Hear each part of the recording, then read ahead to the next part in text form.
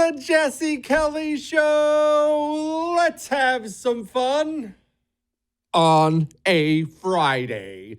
And Ask Dr. Jesse Friday that is going to be a blast from beginning to end. What's the nicest or meanest way to fire somebody? Google employees in New York City just found out. Relax. The weekend's officially here, all right? You're done with the week. Shed it off. We'll keep it fairly light tonight. Obviously, we're going to have to bring up some Biden stuff and the documents and things. I get all that, but going to keep it pretty light tonight. I do want to address this right off the bat. Why? Because no one else did, and I think that's hilarious when I do that. Google, let me do this. Do you know much about big tech companies, these social media companies? I don't. I've never worked for one. My familiarity with them is because I have somebody very close to me who's worked in that sector for a long, long time. And I find it to be completely fascinating because it's so foreign to me. Now, this is what I mean. I am used to normal jobs. When I grew up, I had all the crappy jobs you had when you were a kid. I was washing dishes and washing cars. I was working construction. I was doing all the crappy minimum wage jobs, trying to get enough money, maybe take a pretty girl out to dinner, something like that. Whatever, some beer money on the weekends. Who knows? That's what I wanted. From there, I moved on to the Marines, and then from the Marines back into construction.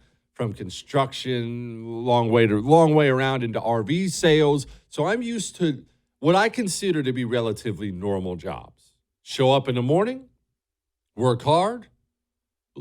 You have a uniform of some kind. Even when you're in construction, you have some sort of a uniform. Make sure you're in jeans, Carhartts, work boots. Make sure you're ready to work. When you're in RV sales, wear your RV, sales polo. Show up in the morning, leave at night. Every workday's fairly the same. Maybe this is your story. Maybe this is your life. Maybe this is your job.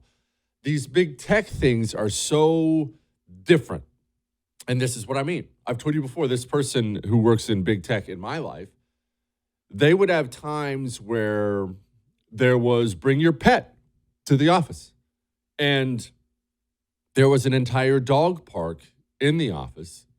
And your dog can be in the office with you. Now, I love my dog, Fred. I'm never bringing Fred into the office. Why? Because we're freaking working. That's why. It's my pet. It's my dog. It's not your dog. You don't want to see my dog. My dog's going to stay at home. Okay? Big tech doesn't work that. Bring your dog to work, a normal thing at big tech. Another thing, this was a thing that happened regularly. Sometimes they would have periods of time where they couldn't get out of there at all, really. There were people who slept. They had sleeping quarters set up at the place. It was difficult to describe. And sometimes during those times, they would have pajama days at work. I'm not making this up. These are grown adults, 30, 40, 50 years old. Everyone wore their pajamas to work because there were long hours that day. And the company provided beer. I swear on my life, I'm not making that up. They would go and beer was provided as they worked. And they would sit with their puppy in their pajamas and drink. Okay, I'm not familiar with this life. I've never experienced that kind of thing. You probably haven't either, but that's big tech. They're different people, different ideas. They all see themselves. Keep in mind, a lot of these people really are artists and kind of visionary types, so they're a little different anyway, like a musician or an actor. Yeah, Chris, exactly. Do the finger by your ear going back and forth thing. That's what these people are. But a lot of them just have delusions of grandeur too. Oh my gosh, we're Google. We rule the world. So I saw this today, and I'm going to move on to that because we have all kinds of other stuff tonight on the Jesse Kelly Show. I just thought it was interesting for New York City. You see, Google, they really are more powerful than many governments around the world. And they have these mega shops, these mega centers where people work, including a big one in New York City. Today, get the nerve-wrackingness, if that's even a word, of this. Today, if you were an employee at Google in New York City, you need a badge to get in. Remember, everything's electronic. Everything's scanned and electronic now. You needed a badge to get in. You had to line up this morning in New York City and scan your badge. And if the light turned red, it meant you've been laid off. If it turned green, it meant you were good to go. And I've got to tell you, I've seen people yell about this all day today. I've seen people support it all day. I'm a big supporter, and here's why. People can say that may be a cold-hearted way to fire somebody. And I guess I can agree with that, but I'm cold-hearted, so maybe this is why I support it. Let me ask you something. You say that's a cold-hearted way to fire somebody, and I'm not saying you're wrong. Let me ask you something. What's the nice way to fire somebody? Is there a nice way to tell somebody, hey, Chris, by the way, you don't work here anymore. Sorry. Is that the nice way to do what, Chris? Okay, now, Chris brings up a good point. At least I would have done it in person. And I've had to fire more than one person in my life. And I've always done it in person, one-on-one, because I always felt obligated to do so. I've had grown men cry in front of me. It's not a great feeling in the world. I personally feel obligated to to sit down with you and tell you you're fired. But to the fired party, would that make it easier?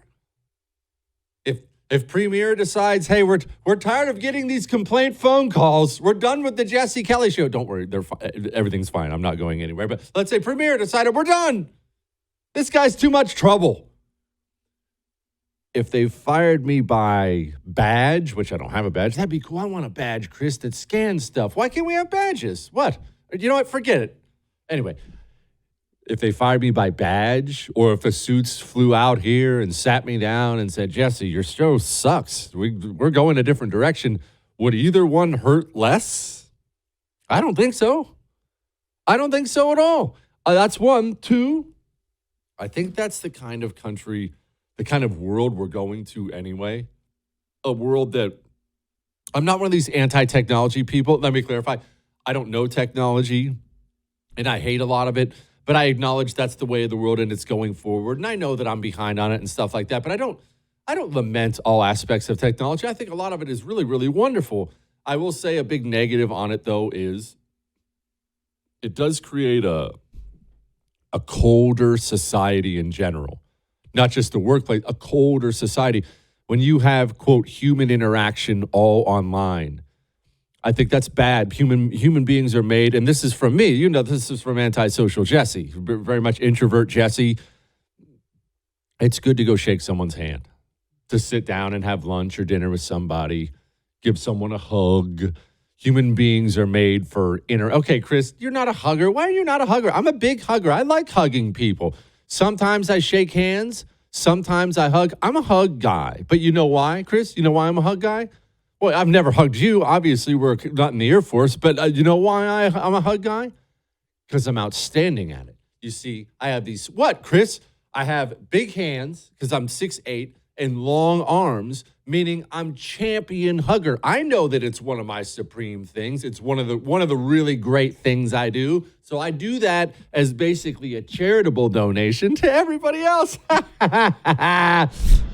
Support the First TV today and get instant access to exclusive specials like Who is Ron DeSantis, The History of FBI Scandals, and America's Worst Presidents. Visit thefirsttv.com/support or download the First TV app to become a supporter and start watching today.